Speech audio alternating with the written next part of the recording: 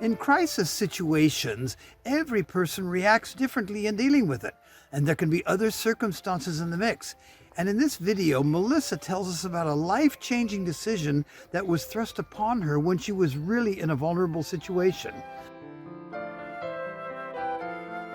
The decision-making process under those conditions was altered by the events, and then it was damage control. Thanks for being with us.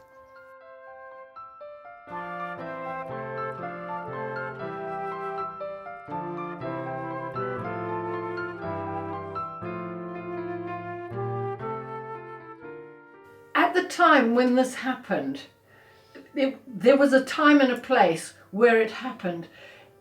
Were you in a space where you were particularly vulnerable, or was it something that you could have picked up if you had been more sure of yourself and more clear of your own direction? Was there a circumstance which clouded your judgment?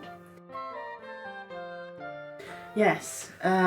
First of all, I signed some papers for this decision for our life based on the lie that my husband had given me when my waters had broken with my second child. I actually ended up having postnatal depression, and actually I'm thinking now that it wasn't just it was everything else. It was the environment that I was living in that actually what I was having to deal with that possibly caused some of that depression.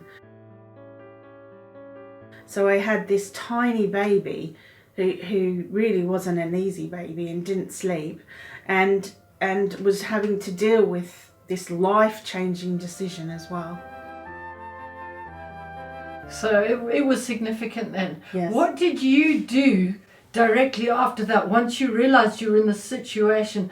What was your coping mechanism to go forward? Because obviously you were still trying to repair it at that point.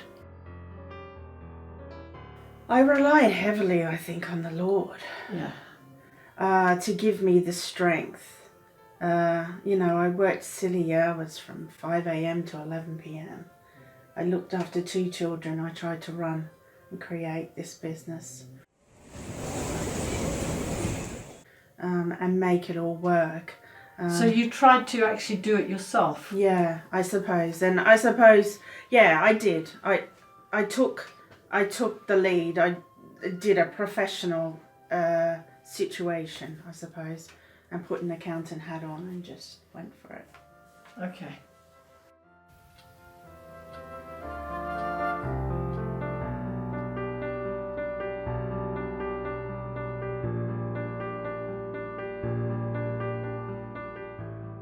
So we can see that Melissa had a professional accountant's hat to put on in order to deal with the lie that had influenced her decisions. But what about the people who are in this situation but don't have another hat to put on?